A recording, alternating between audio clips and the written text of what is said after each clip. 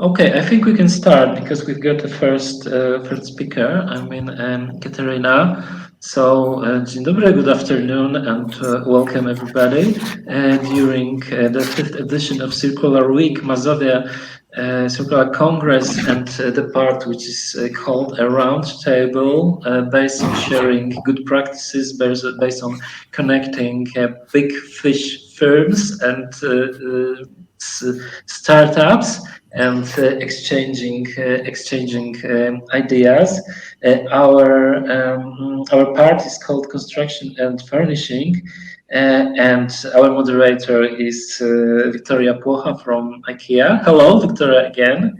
And we've got the representation of Ricehouse, Circular Floating Districts, still we are waiting, MATR, NBC Horizon, and IKEA. So the floor is yours, Victoria. Okay, so hello, good afternoon, everyone. Thank you for the introduction. I'm very pleased to moderate this particular session. To just a few words of introducing myself, I'm a sustainability business partner in IKEA Retail Poland, and I'm taking care of circular and climate positive pillar of people and planet strategy in IKEA. And as I said, I'm very glad I can moderate and participate in this particular session because as I know from the experience of working in a furnishing retail company, this particular sector of business is very challenging in terms of developing circular solutions, but at the same time, I feel that there is a huge potential, which is not discovered yet, maybe, for implementing circular economy rules and principles. So circularity is a very broad area, which it starts from the very beginning of the product. So from designing the products, going through every stage of product life cycle, and also requires about thinking and rethinking actually business models, cooperation through the whole value chain. And what is most important in my opinion, is based on changing our mindset, both as business representatives and both as consumers. So yeah, I'm looking forward to hear about your activities today. Because as far as I have read in the introduction, these are companies which are very, very curious, not afraid of testing, not afraid of implementing new solutions, and companies which have the courage to change. So I'm sure that it would be a very inspiring session. So now it is time to invite our first guest and to give you the floor. So Katerina Dimova from Ricehouse, the floor is yours.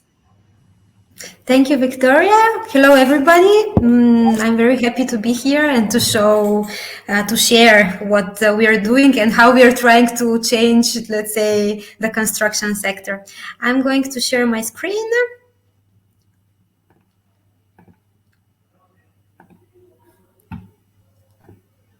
Okay. So Ricehouse. Ricehouse is a startup born in northern Italy that tackles the problem that buildings are responsible for 40% of energy consumption, 36% of CO2 emissions, and 1/3 of all waste. What is more, according to the Sick Building Syndrome, 40% of the materials used in the construction sector are hazardous. Located in the area, sorry, my screen is not moving. Just a second. Okay. Located in the area where 90% of the Italian rice is produced, every autumn we noticed that the rice fields were burned, creating CO2. So we asked ourselves how we can transform this problem into a source of value. And we found out that from every hectares of rice fields, we produce 7 tons of byproducts and 10 tons, 7 tons of eatable rice and 10 tons of residues. This is really enormous quantity. In these byproducts, we saw an opportunity, the creation of natural construction materials that compose the entire house, a system that promotes the circular economy from the field to the construction site. Rice is the most consumed food globally. It grows in more than 100 countries, and the potential of its byproducts is really enormous, as they're barely used in other sectors due to their low calorific value. For example, just by preventing the burning of the residues, we can reduce yearly around 7 million tons of CO2 at global level. Regarding Italy is the biggest producer of rice in Europe, and there are around 230,000 million hectares of rice fields, and just with the rice straw that we produce in Italy, we can reconstruct 75% of the total envelopes of all buildings in Italy. So this is really quite an impressive number. Regarding our approach, our materials are all from a short supply chain. Basically, we use all the residues from northern Italy. We are aligned with 7 of the 17th UN SDGs, and this year we became also a benefit corporation after a long procedure of certification. We consider the building as a CO2 container. And for example, in 2022, through the activity that we had, we sequestrated the CO2 equivalent of 24,600 trees. Our company was born in 2015, and we have currently 3 business units. The first one is the product. Basically, we produce natural construction materials from rice residues. The project is basically architectural design studio that creates sustainable and low energy efficient projects that use these construction materials. And last but not least, we have the Open Innovation Business Unit that collaborates with various industrial partners for the creation of products based on rice residues. For example, we have developed a mix for the 3D printing. The products, we have 7 different categories of products. We have insulation materials, panels, screeds, base coat plasters, finishings, cladding systems, and elements for opaque vertical closure. Basically, all our materials are wholesome. They're very performant from energy point of view, and they're deriving from a short supply chain. Regarding some of the case studies, here you can see some of the finishings that we used in the flagship store Save the Duck. That is another B Corp, Italian B Corp. This is a retail let's say a company. It's a furniture also company. We used our products in their flagship. And regarding the project, as I said, we base our design on the principles of the bioarchitecture. This is a building that we constructed in 2018 with all our technology. It's a zero energy building. Basically, it's consuming more energy than the one it is it produces more energy than the one that it consumes. Another example is the house SZ. It's our first project abroad in Switzerland, where we have used the entire technology. Last but not least, this is a very important project for us that is currently in construction in Milan. It's basically a regeneration of four building blocks. These are social housing. They're going to be completely renovated with our materials, arriving to the highest energy efficiency class. And what is more, on the roof of these buildings, there are 3,200 square meters of rooftops. We're going to transform them into social gardens. The third business unit, Open Innovation, as I said, we have different collaborations. One of the last is the creation of fabric with a rice husk. Basically, we have created a coating that we can apply on cotton, on hemp, on different typology of fabrics. And another very important for us technology is the 3D printing. We have patented a blend through which we have printed different buildings. The last one, it was the pop-up store of Dior in Dubai. And last but not least, we have developed a geopolymeric mixture. Basically, it's a typology of super concrete. It's 100% natural, and it's a mixture that can be used for the creation of different objects. Now we're experimenting with vases and different objects, also for the household. Yeah, thank you. In 5 minutes, it's quite, let's say, fast to describe all our projects, but I hope you managed to get a glance, and you're welcome to make questions further. Thank you. Thank you. Thank you very much, Katerina. To be honest, we don't have to stick the time so much because... Okay. Yeah. I was trying to run and to say as much as possible, because we have so much development in the business units, because we're, let's say, a typical company. We're architectural studio, but from another point of view, we do a lot of open innovation. We have really a lot going on here. Yeah, so we can share other examples during the discussion time also. So yeah, now it is time to pass the voice to Michaela from MATR. So yes, the stage is yours.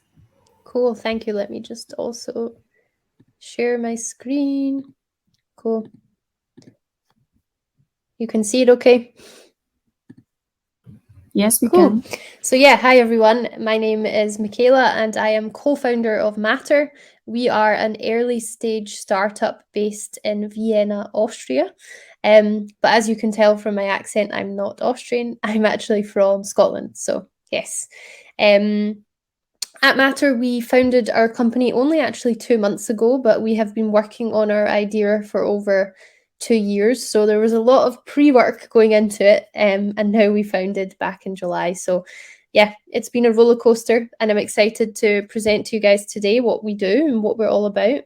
Essentially, we are about making sleep matter. That's why we're called MATR. And we have a fun play on our R, since we are very much focused on circular economy. So the R stands for all the usual terms in circular economy: reuse, refurbish, and recycle. And not only that, we are trying to change the sleep industry in a positive way for a better world. So why does MATR exist? Where do we come from? We always like to kind of start out about why we came up with the whole concept. I'll tell you what the concept is after, but I always think it's important to start with the why. And our why was very clear. We came across this shocking statistic that actually 30 million mattresses are ending up in landfill or incinerators as waste every year in Europe. So this picture right here, that happens every single day, and it results in 30 million every year of these bulky, huge mattresses that take a long, long time to decompose and rot, essentially, on a landfill. And that actually translates to 20,000 stacked Eiffel Towers worth of mattresses. So it's really a huge problem, and it doesn't get so much attention. And when my co-founder Verena and I came across that shocking statistic, we thought surely there has to be a way to solve that problem. And that's where we essentially put forward the circular economy mindset to mattresses. So with mattresses on the market right now, they're very much made in the linear economy way. You know, they're made with materials that can't be recycled, usually with very heavy chemicals, lots of glue to stick parts together. They're not made with any recyclability in mind whatsoever, or even reusability or refurbishing. So, for example, a lot of the market's made up of foam mattresses, and foam as a material, polyurethane, is not recyclable yet. So it can only ever be downcycled and eventually end up as waste. And that's where we come in with MATR. We have created the first fully circular economy mattress solution, and we target hotels. So as a startup, we have to obviously pick a target customer, and we wanted to build our solution for an industry that uses a lot of mattresses, and that's why we selected hotels. And when it comes to mattresses for hotels, there's a few pain points that we find hotels have. First of all, the hotel industry has been hit very hard with Corona pandemic. Obviously, travel was shut down overnight, so they had a hard time. But not only that, they now have a hard time with all of the sustainability regulations that are coming in, and they're coming in very fast, especially with things to do with energy and CO2 reduction. But not only that, when it comes to a hotel, the main guest guarantee for a hotel is how well the guest sleeps. It's linked directly to the hotel's positive review. And often when it comes to things like mattresses for hotels, they get forgotten about. They're not cleaned very often. They're not replaced on time. They get wear and tear eventually, and that can actually result in a lot of negative reviews from customers, which can then ultimately really damage the hotel brand.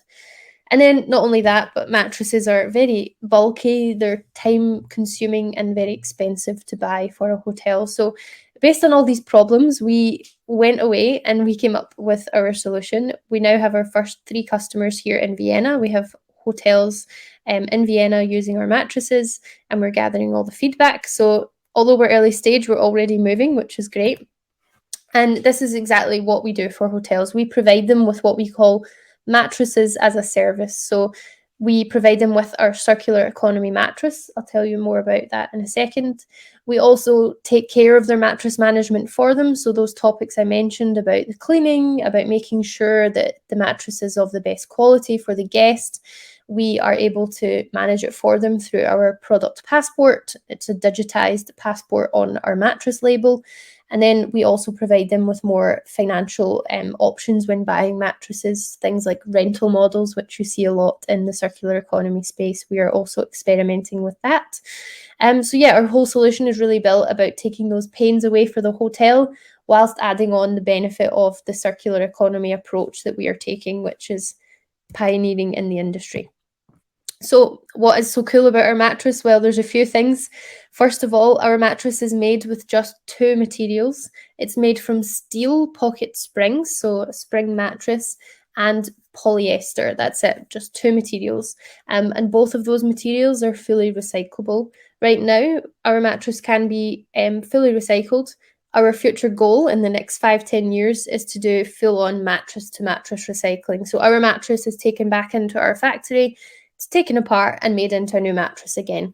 That's the ultimate goal. For now, as we're a young company, we start with the recycling part in a more industrial level. But that cradle-to-cradle full approach is our ultimate goal. But we're very transparent about where we are and what we're able to do right now. The mattress features a patented glue so that the materials can be easily taken apart when they're finished with. Also means it's easy to refurbish since the design is modular. Each part of the mattress is modularly put together. So if something no longer works, you simply take it out and put a new part in. So you don't have to already throw the whole mattress away. You can keep reusing it and refurbishing it as well. Not only that, I mentioned as well, we have a product passport, so a tag on the mattress. It shows exactly what's inside the mattress, where it came from, how it was made, and where it needs to go when it's finished with, so it never ends up as waste. It's always brought back to us to be put back into value and use again into the loop. And yeah, as we're going forward as a young company, we're also looking to continually innovate with our recycling technology and product design. We always want to keep our customers central to what we're doing, to build something that they will actually want and need, whilst keeping that circular economy, no waste mindset at the core of everything we do.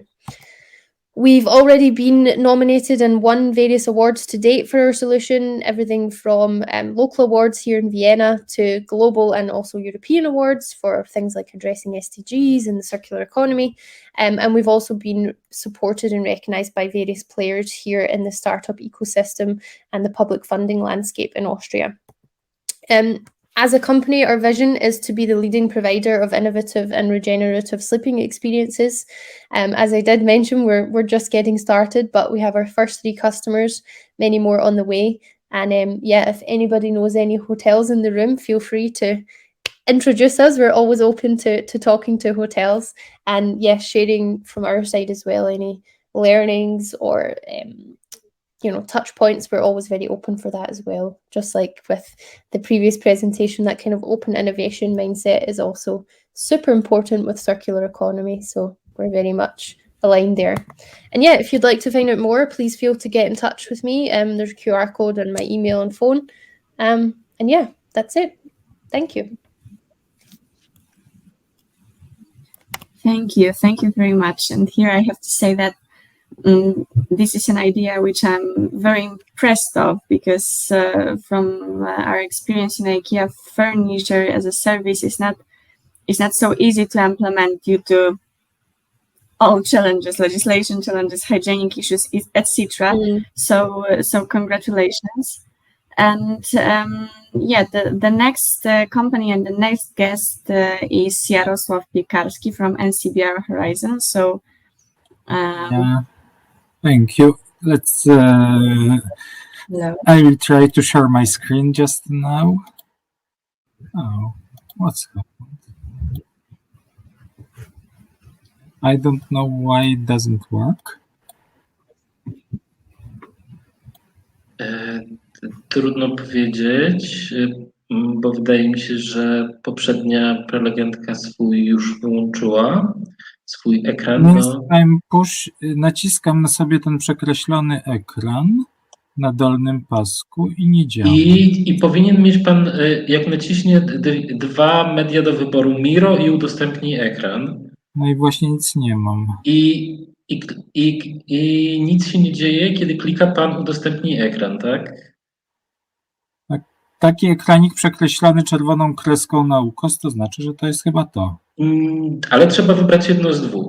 Ale tam nie ma nic, po prostu nic się nie dzieje po kliknięciu. A proszę spróbować, znaczy klika pan w ten przekreślony ekranik i czy na górze się pojawia Miro i udostępnij ekran? Nic się nie pojawia. Wiktoria, a u pani coś takiego się pojawia? Gdyby pani chciała udostępnić ekran? Tak, pojawia się. Może zrobimy w ten sposób. Okay. Problem techniczny. Bo rzeczywiście trzeba na niego tak mocno kliknąć, najechać prawą, lewą stroną myszy i wydaje mi się, że jeśli pani Wiktoria widzi, to też we get a technical issues, Katerina and Michaela, with sharing the screen and trying to solve because Jarosław can't see this 2 options, Miro and sharing screen, and I checked that Victoria could do this. So previously I had it, but just now I can't see the option. I don't know what's happened. No, ma pan takie same uprawnienia jak wszyscy, więc nic nie powinno być żadnego problemu z tym. Trudno. Może jest gdzieś schowane. Maybe if I share my screen again, you can see how I had it. So I'll show you. It's this button here. Yeah, but I have this this button with crossed by red. Yeah, Okay, you so have to click. click in. And I cannot. Seems like this option is not available for my application just now. Victoria, maybe you have the copy of my presentation. Unfortunately, not. Because in the morning I sent it to the organizers. I didn't get it. Maybe you can send it me now. I will write it.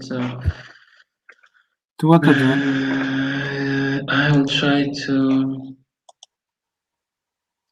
And maybe we could. Wait. Okay. Maybe we could skip to another speaker. I mean Victoria, and I try to find this, or you can send me. Victoria, what do you think? Is it a good idea? Okay. So, sounds good. Yeah. So I would like to share with you the IKEA approach to circularity. And I will tell you about democratic design in IKEA and examples of implementing circular solutions. Okay. So,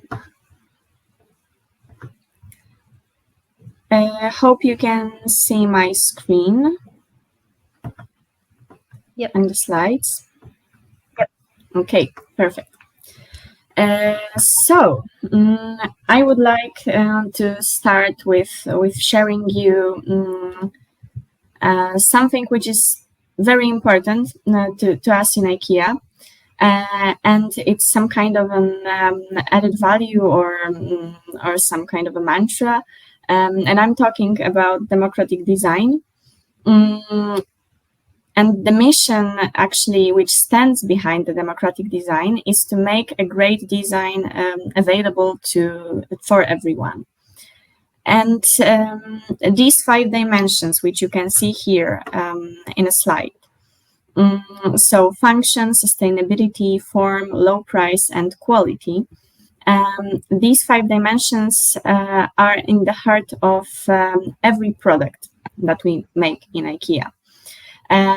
They are actually equally important, but their content in each product is not equal.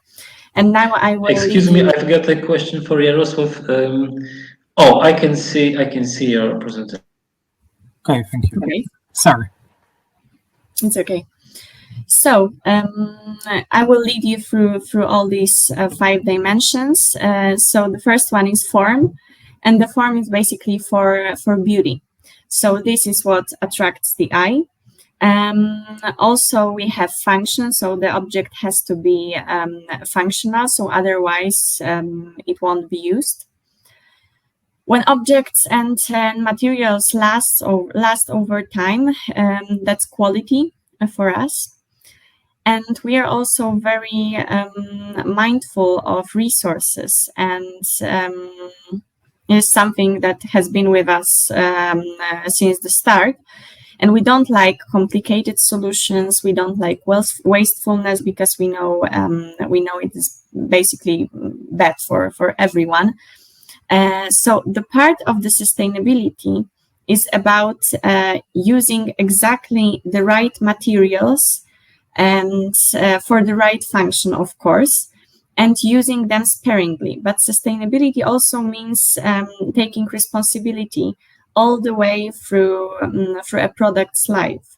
And it starts with how we source materials to the people who produce the products, and all the way through to our clients. We are also designing for circular future. So circularity is for us about transforming the traditional, let's say, linear and existing models, so take, make, dispose, or take, make, waste, to the opposite model, so reuse, refurbish, remanufacture, and recycle. And one one key piece of the puzzle is to adapt circular and circular thinking and circular mindset during the design phase of the product, and developing it from the beginning, so it can reach out its full circular potential one day. And the second part of our mission and responsibility, which are aware of, is to inspire people also by circular services and solutions, and of course products. So I will share with you just 3 examples of developing circularity in practice. But the most important thing that we are trying to, and we want to enable people and enable our customers to become more and more circular and to live more and more in more and more sustainable way. So first and one of the most revolutionary services for us in IKEA is buyback and resale service, and its implementation actually required completely different approach to the business model that we run as a daily business, as a retailer. So we buy from customers IKEA products, and then we give them a second life by selling them in circular hubs, and these are special areas in our stores where customers can buy products from expositions or with slight disadvantages.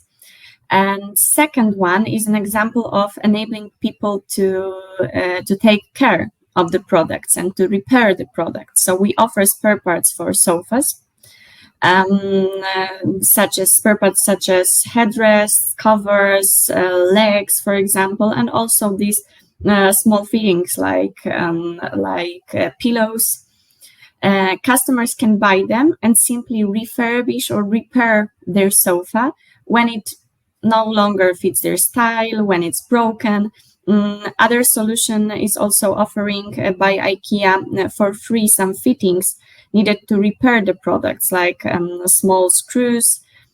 So it allows customers not to throw away furniture or the product when, for example, the screw is one small screw is missing, but to repair it and replace it with the new one.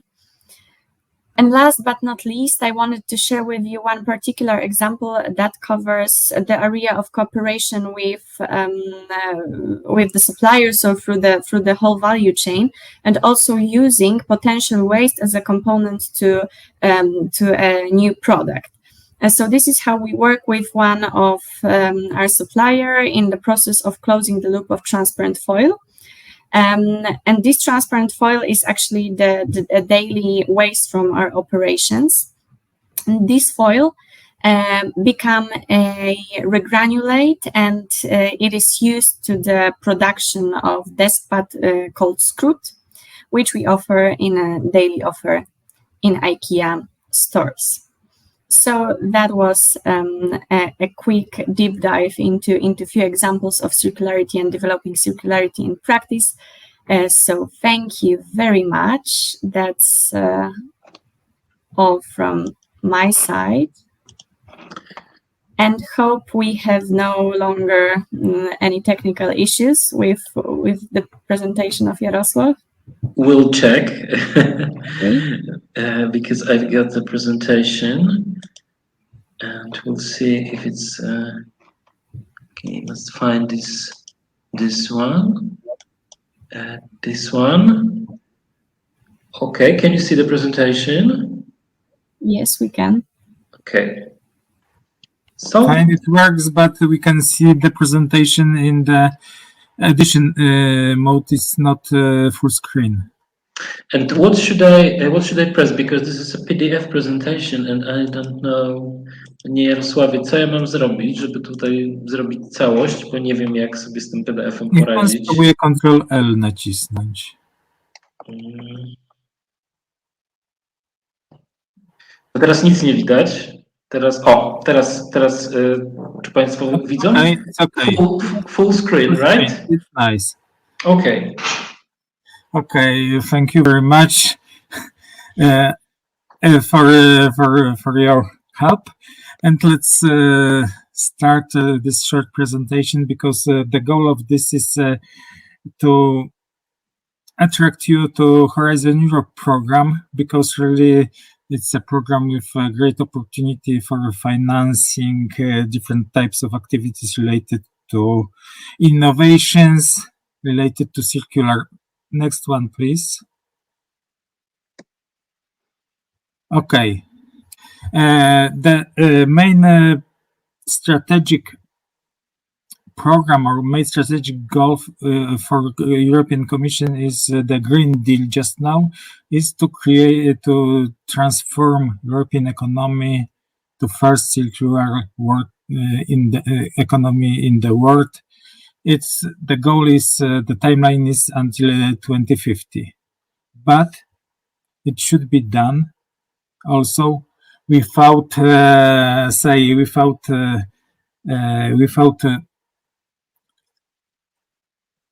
putting the society out of the comfort zone. Means the level of life, the needs of the society should be filled. That's why it's necessary to do it in a very careful way. So first of all, to take these climate goals, but also to protecting and improving well-being of European society. So it can be done only through innovation, and Horizon Europe is the biggest program for financing innovation. Next one, please. It's around 95 billion euros for 7 years. But as concerns strategies, in line of this Green Deal objectives, climate neutrality, a number of actions are developed. 2 of them are displayed here. It's Circular Economy Action Plan or Renovation Wave. These are closely related to the topic of today's session, means construction service or circularity of furniture, for instance, but also as concerns the societal issues and also technological issues. The new European Bauhaus has been established, an initiative, new European Bauhaus, that covers this climate neutrality, but also societal needs. Next one, please. So you can see here the budget of Horizon Europe, close to 100 billion euros for 7 years. And next one. And then what are the challenges for construction and furniture sectors? You can find these facts everywhere practically, that 35% of EU waste generation is from construction sector. Around 10% of greenhouse gas emissions are related to construction industry. We can see also that around 4% of furniture waste, that furniture constitutes around 4% of all municipal or urban solid waste, and most of them are not recycled. They are sent to landfills. So that's why these are main issues that should be addressed, and they can be addressed through innovative solution developed under Horizon Europe. Next one, please. So this is the structure of Horizon Europe. Because it's a huge program, it should have a structure. It's divided in 3 pillars and 1 horizontal action, and practically the activities directly addressed to the sectors we are talking about are in 3 clusters: digital, industry and space, climate, energy and mobility, and food, bioeconomy. Plus in pillar 3, it's European innovation council. These are horizontal program that that company from any sector can apply with own topic. That's why I have indicated here, as well as we have an example of supporting in I think Michaela presentation support from European Institute of Innovation and Technology from the community climate kick. So anyway, I will focus on this cluster activities. Next one, please. And cluster 4, it's a cluster supporting innovations in digital, industrial technologies and space technologies in these 3 sectors, but it covers as well, means it includes within that also new construction technologies, and among them is digitization, new materials, waste treatment, and so on. So very wide very wide spectrum of topics. But first of all, is supported the digitization of industrial processes, of construction processes. But also there is a topic belonging to Europe, to the Bauhaus. These are topics addressed to renovation of buildings and for climate neutrality and recovery, for the renovation that address also societal needs. We have also within this cluster Made in Europe partnership. It's a kind of collaboration between European Union and the manufacturing community that supports digital and green transformation of industry, including, for instance, furniture industry, because really I have seen very nice applications of Industry 4.0 in furniture factories. So you can find this kind of topics in cluster 4, which is relatively huge because this cluster has the budget over 15 billion euros for 7 years. Next one, please. In cluster 6, the cluster is entitled Food Bioeconomy and so on. So it's related to all kinds of activities based on biological resources. And here, as concern individual technologies, there are supported bio-based materials, for instance, for construction sector, but not only. So generally bio-based materials, and also circular systemic solutions, means a kind of urban industry territorial symbiosis, leading to, say, as full as possible circularity of regions or communities.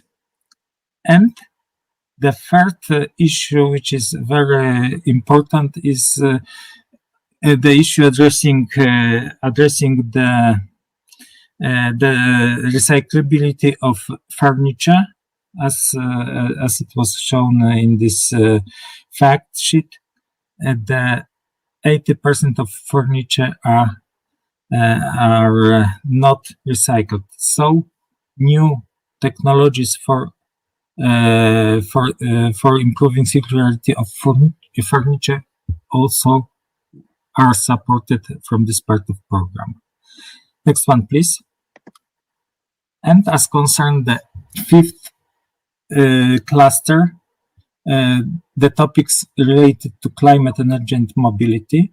Here we have topics, first of all, related to energy issues, energy savings in construction sectors. And for that, the partnership Built for People has been established. Previously in Cluster 4, I have mentioned the Made in Europe partnership. Here, the similar structure is Built for People partnership. But it's focused, first of all, on energy issues in construction sector, but not only energy efficiency of buildings or districts, because previously we had energy efficient buildings initiative under Horizon 2020 and 7 framework program. Here, the the focus of Built for People partnership has been extended also to this part of energy issues in the construction process. So all aspects, including energy savings through, say, renewable, refurbishment, reuse of materials or substructures, can be addressed as well here. And also this energy efficiency issues as previously, like minimization of energy loss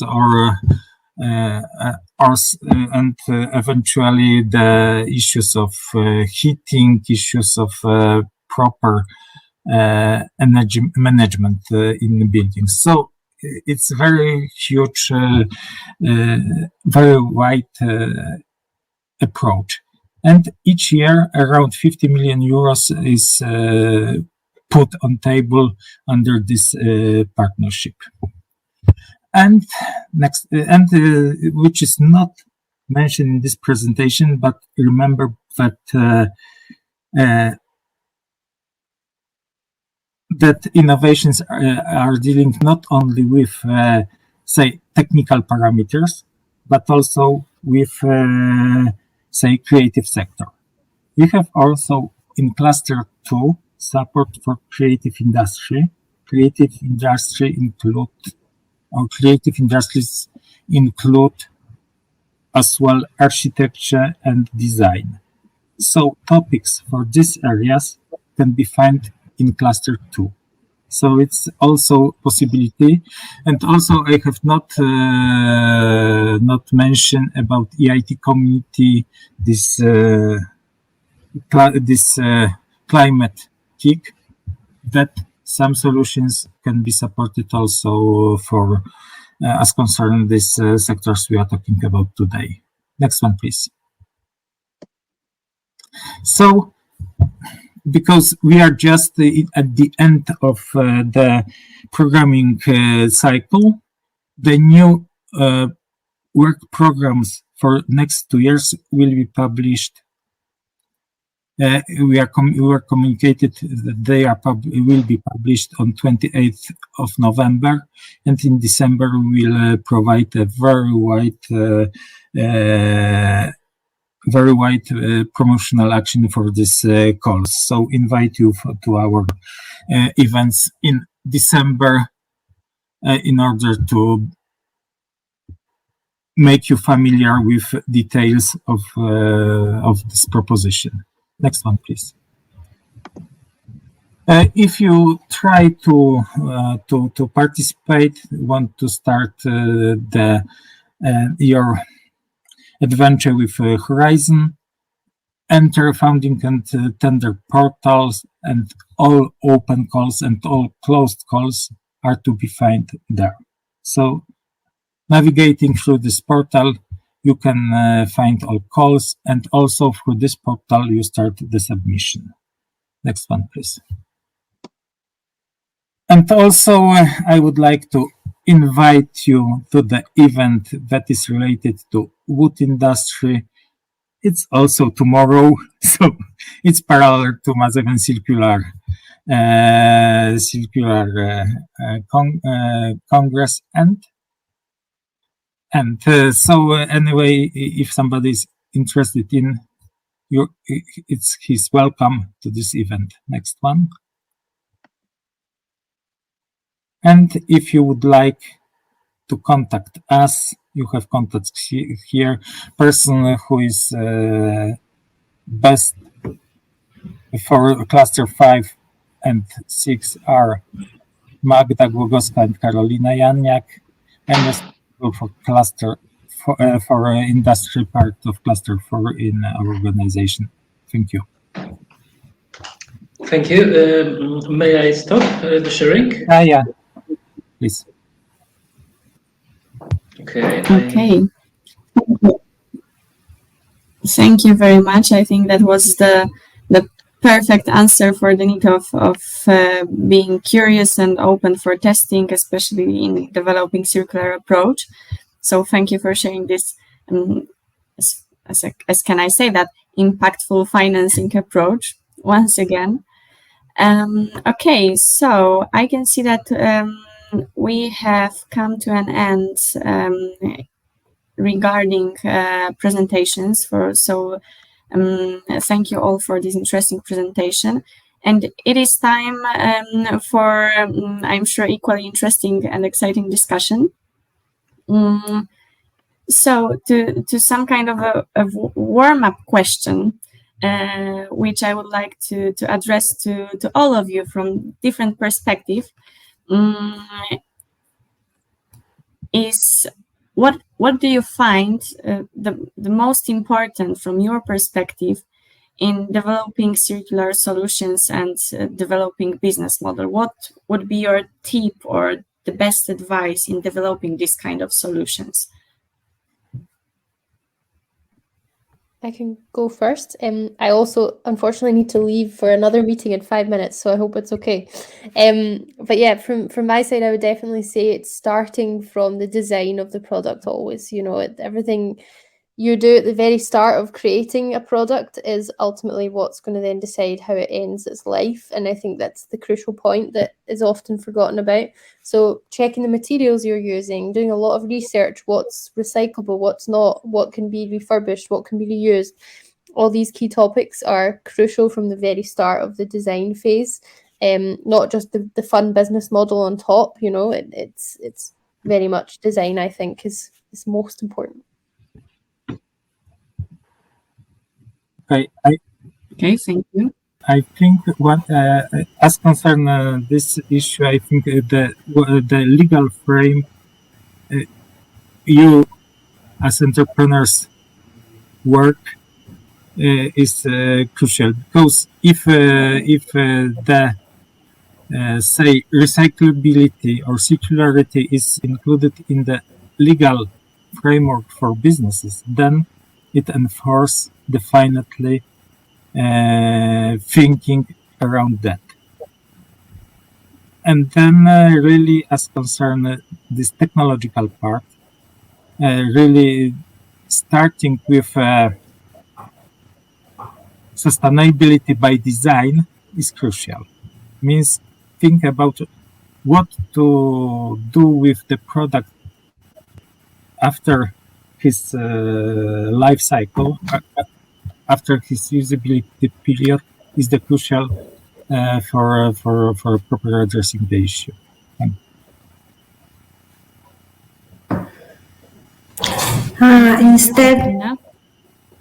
Yes, from my side, considering also the experience of Ricehouse, I would say the creativity and the boldness.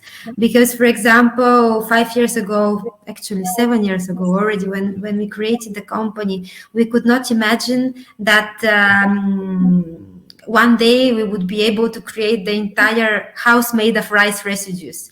Because nowadays we're making products that are, as I said, we have the textile, we are making the handles of the pans for the kitchen, for example, everything made of rice husk.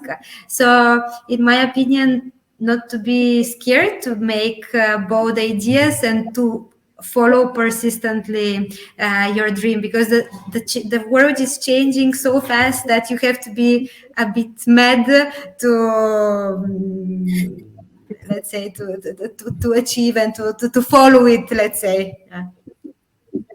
To force it even sometimes. Yes, to force it. Yes. Okay, thank you. And Michaela, do you have just a few minutes more? Okay, Yep. so because I have one more question in terms of developing and implementing circular solutions and innovative solutions, I might say, not only circular, but in a bigger frame, innovative. So during developing and implementing this kind of solution, your particular solution, what was the most successful part? And on the other hand, what have you learned during the implementation phase? Would you do something different now, maybe? That's a very good question. I'm just trying to reflect on the last couple of years. What the best part was definitely being able to find a producer who's got that mindset, that boldness that Katerina just mentioned, you know, the creativity that's required, because in the very traditional industry of mattress making, where mattresses have been around for decades and it's a very old school industry, you have to come in with a very open mindset, and to find partners like that, it's not always easy, especially when you're a very young company. So I would say the best part was eventually finding our producer and who we were partnering with and co-created the solution with. So yeah, but it took a lot of work, a lot of time as well. So yeah, best part would be that. And the most difficult, or things I would maybe have done differently, there's a few learnings along the way. I think we took a very lean approach, so I think that worked well for us, and I would definitely say it's something I would have done even more so. You know, we tested a lot, and I think that's super important to get as many prototypes as you can, test with customers straight away, get feedback and use it to your advantage, because without that customer feedback and without that touch point with the customer, you're not ever sure if you're making a product or service that people will buy. And I think that's always very crucial as a young company. You want to make sure you've got something that people actually will pay for. So yeah, I wish we'd done a bit more of that, to be honest. We did a lot, but we could have done more. And I think that would have moved us faster with the production and with the final prototype we now have that we're testing and that's being used. So yeah. Okay, thank you. Katerina? Yes, for us it was very important in the growing to have partners and also resources, professionals that are coming from different backgrounds. The multidisciplinarity in our work was fundamental, because each of us is able to bring its own part, and we are really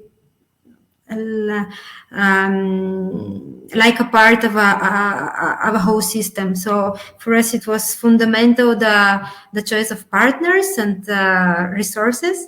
And what we would change, I would say, being maybe a bit more effort regarding the sensibility of the market in general, because Italy is a very traditional market, traditional construction market, where also in terms of legislation and in terms of trends, everything is happening a bit later. So we see that for us, the biggest challenge is sensibilizing our partners, the construction companies, the architects.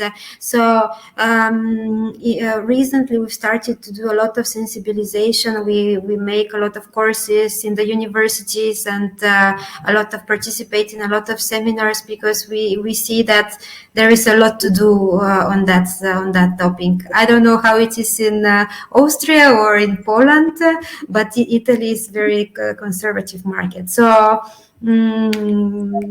we are focusing also on that, and we are seeing that the new generations, especially the students now that are we do very often workshops in the studio, we see that the new generation is with completely different mindset. But the problem is that they will come in 10 years and they're going to be our clients in 10-20 years, and we need to act now with the current, let's say, stakeholders.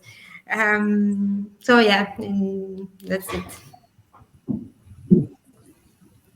Okay, thank you very much. I think we need to jump out of the discussion part for a moment, because I can see that we have the representative of Circular Floating Districts company. Yeah. Okay. Hello. So good afternoon. My apologies for coming in a bit late. There were some technical problems. How can I share my presentation with you? You can the small screen. You have the small screen at the bottom of the screen, like it is marked with the red line, and you need to click on it and then click share the screen or udostępnij ekran.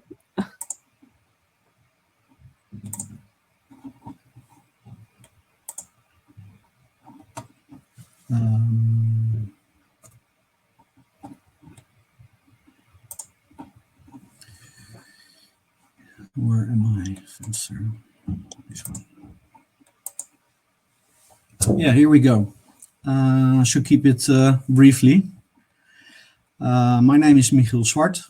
I'm part of a startup, a circular startup in the Netherlands. And we started this company this year in February. And it's about living on the water, and especially in cities. So what we came up with is a concept which makes it possible to live in a city on the water.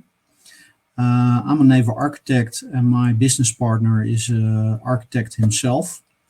So we've used, let's say, the experience from both fields in order to develop something new, which has never been done so big.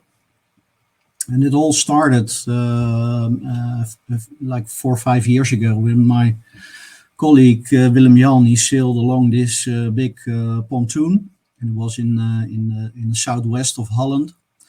And the pontoon is so big, but it's not in use anymore. So we had the idea to do something with it. So then he phoned me, and Willem-Jan is also a professional sailor. So he combines sailing with architecture, and we also sail a lot together.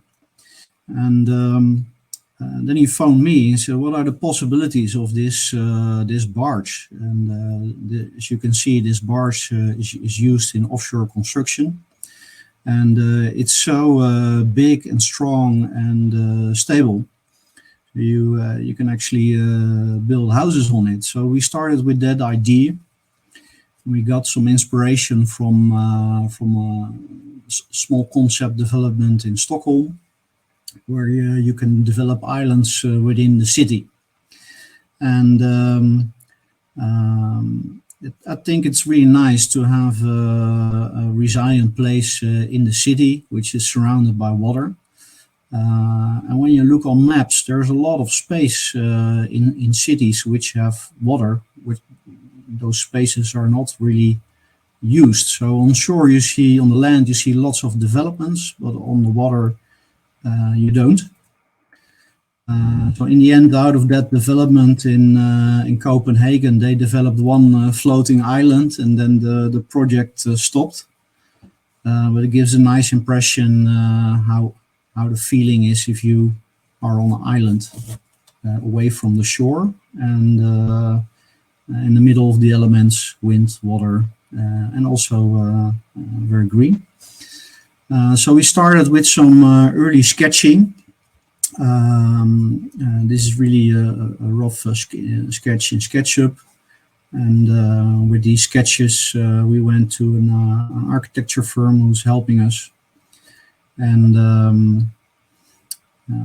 our solution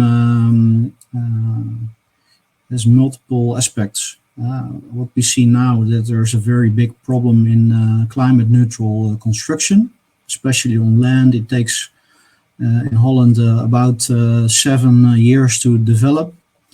Lots of areas in the Netherlands are below sea level. So in the future, this can give really big problems. There's a large housing shortage. which needs to be resolved within a short time. And there's still a lot of space on water, which is not being used.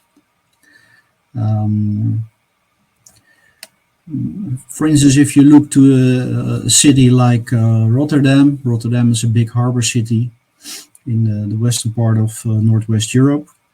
And what actually is happening is that the harbors are being pushed out by the city. So the developments of the harbors, they go more towards the sea. And so the old areas, which used to be a harbor, they are developed now. But the water is not being utilized. So where do we stand for as circular floating districts? We use existing floating maritime structures, and by reusing them, we make it circular. And we want to create affordable housing for everybody. So those are the two pillars of our ideas.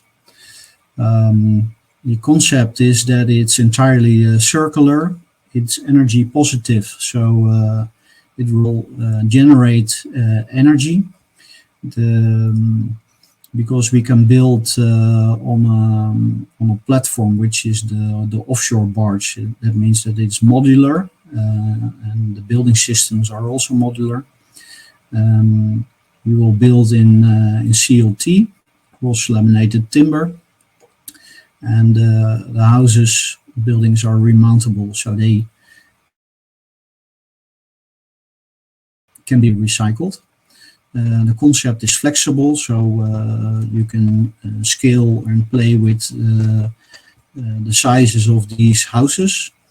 It's scalable, so you can start on a small pontoon and, for instance, build 16 houses, but also on a bigger North Sea pontoon, which is about 120 meter length. You can go up to 300 apartments. The platform is future-proof, so there's enough space to incorporate all the systems you need for the energy, but also rainwater collection. It's future-proof because of sea level rise. The construction of these houses can be done in a factory, and they can be assembled at a shipyard in a very short time span. And by doing that, we don't have any problem with nitrogen emissions and with getting difficult permits. And there is not a lot of pressure in that area where you want to put that object because it's built on another location. So these are the four concepts that we developed, especially in a city. You will look at the higher, let's say the bigger objects. This the water block is the biggest of all. By utilizing the space, you can go up to 200, even up to 300 apartments. And these objects, they can be placed in the location where you want to put them. There will be connection to land, connection to train, bus, public transport. So here you see the North Sea pontoon, how big it is. You can see two people on it. So that gives you an impression of the scale. So these objects are, let's say, 90 meter plus by 30 meters wide. They're really strong and stable. So you can weld easily a foundation on it. And they will be moored on poles. It's a cord. It will create a little cord with 4 buildings with lots of green in between. And this will really give the feeling that you live together on a floating island. Here you see the artist's impression.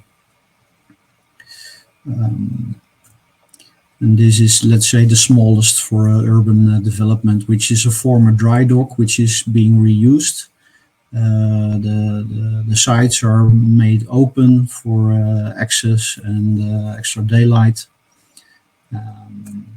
You can see these objects, they're widely available in the market, but they're not being used. So it's it's really cool to do something with these. So here you see the impression of the dry dock. This is in Amsterdam. That's an area which normally takes years to development because of permits, etc. And such an object as you see here, it can be developed in within 2 years. And this water villa is more for outside the city. With the river, we use the river pontoons because they're smaller and they can go to inland areas. So what are the opportunities for us?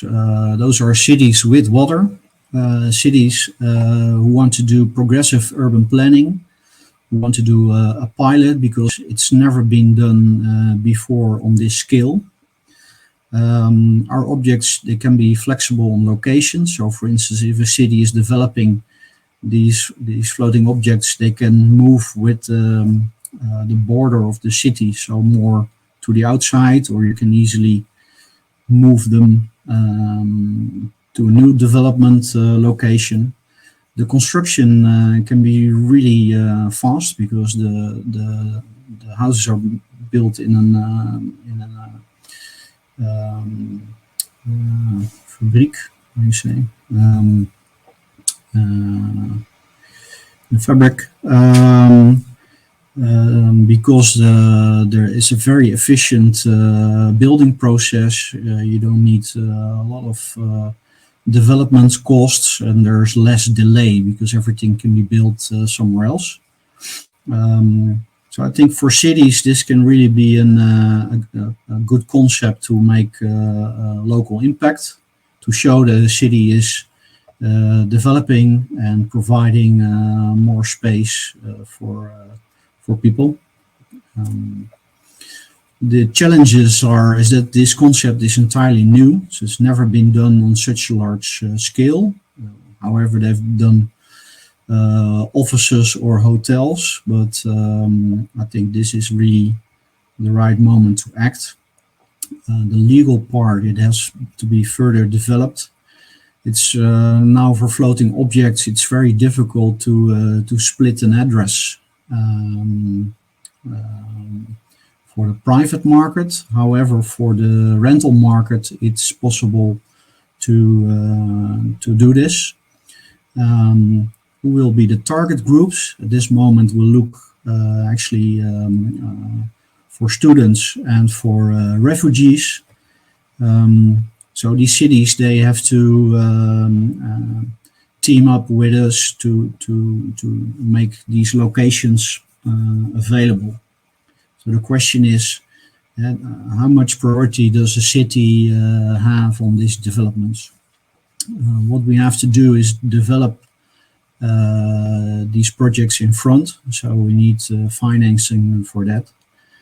And then the legislation is per country is different. So what you see in Holland is that the legislation is not that far yet that we can build, let's say, in a private for a private market, so people can buy their apartments, so only rental. So that should be changed. We work together with our partners. So we want to have our partners on board, which are also advisors, and who can really add experience, knowledge in order to develop in a very efficient way. You see the impression like I've shown before.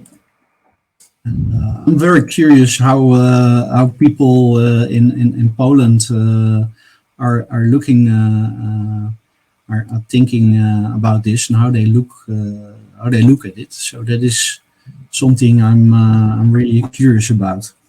So this is the end of the presentation. Okay, thank you. Thank you very much. And what I can say from my perspective, as I'm based in Poland, so I can say that I can answer to your question. I'm actually really impressed by this in terms of a construction part, also the architectural part, and also the look and actually the form, so the beauty of it. So I'm really impressed, and impressed also by this new approach to construction and developing particular solution in this area. So that's my point of view basically, and I think that we can jump into the discussion part once again for just a few minutes, because I have some particular questions, because Michael, before you came, we have started the discussion part, and I have these warm-up questions. A question also for you.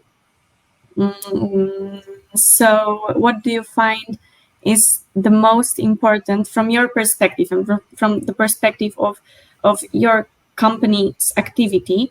What is the most important in developing circular solutions and business models, and maybe not only circular but also innovative solutions? What do you find is most important in your opinion, from your perspective? From my perspective, is that we want to make impact. So to give you an example, I was a managing director of a shipyard, and I quitted my job because I believe in this concept, and it's never been done before. So I was quite astonished, but I really believe in this. So it's going to happen, but we need a first, let's say, first location, and then if people see the proof of the pudding, and that then we can make really impact. That's the most important. Yeah, make a contribution to on various aspects. Yeah. Okay, thank you very much. And I have just one specific question to Jarosław, because it was also I'm very curious about it. Do you see the big or maybe growing interest in this, or the need of this impactful financing that you provide? Do you support of? So do you see there are more and more companies or startups willing to take part in this kind of impactful financing, or this is the growing trend, or this is so common that not need to make some kind of advocacy in this area? If you look at the basis of participants of framework programs, because it's Horizon Europe is the ninth framework program, then you can find, if I could remember, over few dozen thousand companies, research organization, and so on. And each year, average size of one project is at the level of 5 million euros. So if we have, say, annual value just now, 10 billion, around 10 billion for projects, it makes 2,000 projects per year, but in all areas. Most of them are consortial projects with the number of 7 to 15 partners. So you can imagine the scale of this program. But of course, it has a structure, as I have shown, and in each part, it's, say, several projects each year, depending on the size. So if, as I shown you, this Build for People partnership, it's 50 million euros per year. So then it's around 10 projects a year. So for the construction sector, if we review all parts of the program, it's, say, here around 20 projects. It's not too much. Could be more, depending. Okay, but generally, I can say that it's the only program for innovation, for innovative activities, that support international collaboration. Means if you look for public financing, because it's public financing in your own country, then you apply for national programs.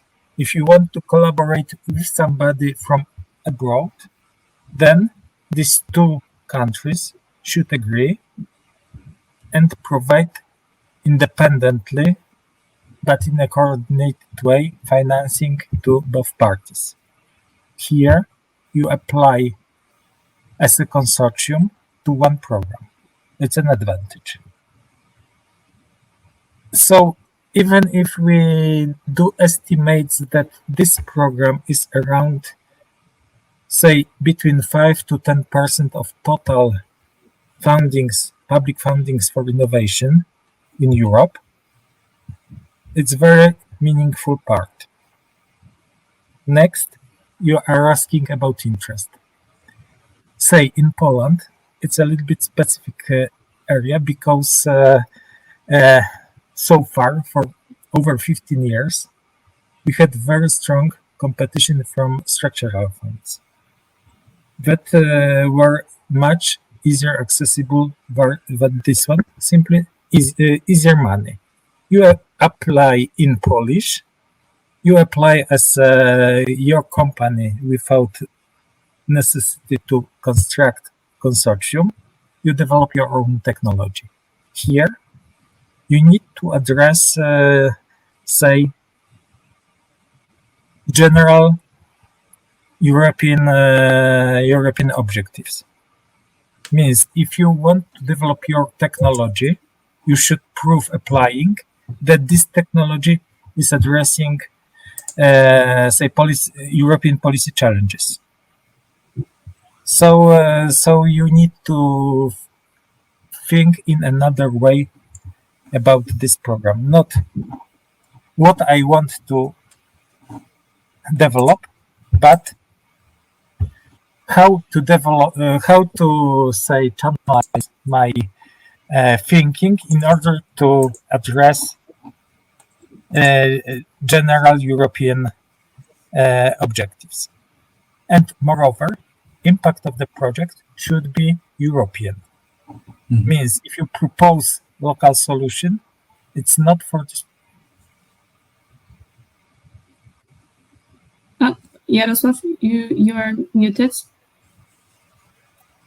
So the last sentence, yeah, we only didn't hear. So then, as concern summarizing, as concern Polish community, we are working hard to convince them to this program. As concern other countries, if you look at the results, Spanish, Italian, Germans, Dutch, these programs are very popular in these countries. Okay, thank you very much for this advice. Katerina, I'm not sure if you're saying something. Can you hear me? Yes. Is it possible to make a question to Jarosław? In the last 4 years, we have submitted 3 applications for Horizon Europe in 2 different clusters, in cluster 4 and cluster 6. It was always an international collaboration, and unfortunately, our project was always rejected. Even if our business model is very impactful, and we were working hard with universities, the partnership was very strong, and our projects were always rejected. So, can you please give a suggestion to a startup like us? What can be the success of what can be, let's say, the recipe, let's say, in order to obtain this program, because what we saw, it's quite difficult. Also, in terms of time consuming, because for a small company as ours, it was very difficult to allocate resources for the participation. We did 3 times and it wasn't successful. So before submitting one more application, we would think twice. So if you can give us, let's say, the recipe of the success would be great. I don't know exactly what part of what calls you have applied, but in fact, because anyway, these money are really attractive, there is a strong oversubscription. Means there are parts of Horizon Europe that there are funds only for less than 5% of applications. 1 out of 20, 1 out of 30 even. It happened. But also for some topics, because the topics are formulated in such a way that a specific area is required for that. In some topics, say we had even last year a call when we have 2 applications and 1 out of 2 projects were funded. So it happened as well, depending on the area. And I understand that because you are a small enterprise, practically startup, and also you develop the technology that is very fashionable just now. I'm just not talking about your particular development, but the class of technologies. This circularity based on biosources. Yes. That's why really competition is strong. It's high. Yeah.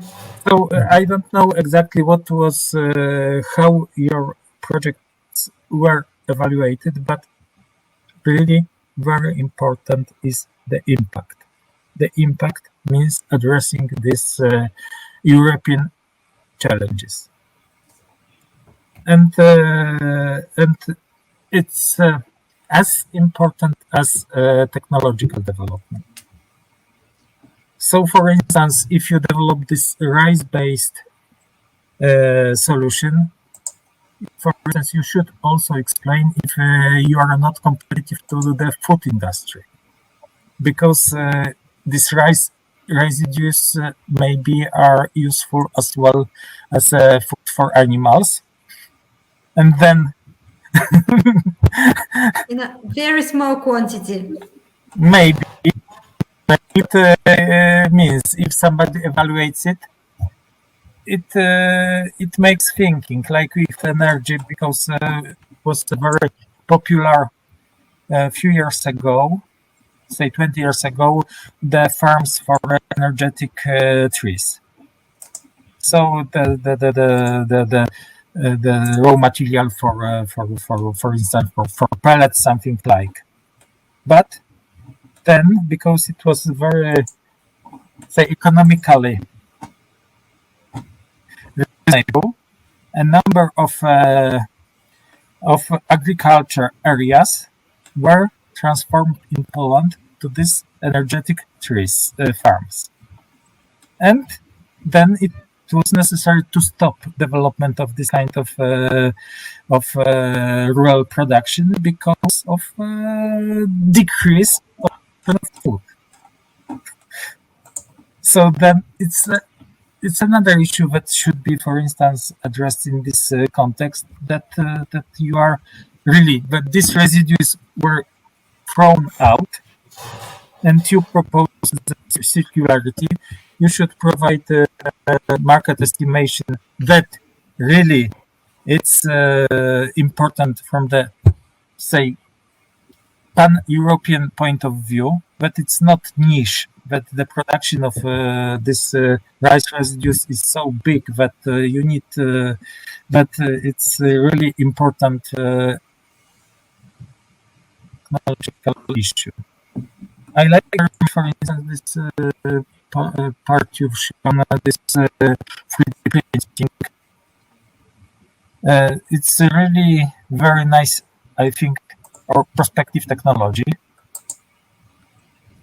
because, and you should really look at that from this point of view, not from the point of view of your technology, but addressing the challenges. Okay. Thank I you know very that- much. Thank you. I'm aware that we have a very live discussion over here, as it is always regarding financing. But unfortunately, we have come to an end. Yep. And we're running out of time. So thank you all once again for the participation. And for me, as I thought, and as I told you at the beginning, it was very inspiring. And it actually boosted me up even more with an energy to act and think in an innovative way, in circular way, which is actually a clue of implementing and scaling up circular solutions. So thank you all once again. Thank you very much. And and have a great afternoon. Thank you. Goodbye. Thank you. Thank you. Much. Have a nice day. Thank you. Nice day. Goodbye. Goodbye.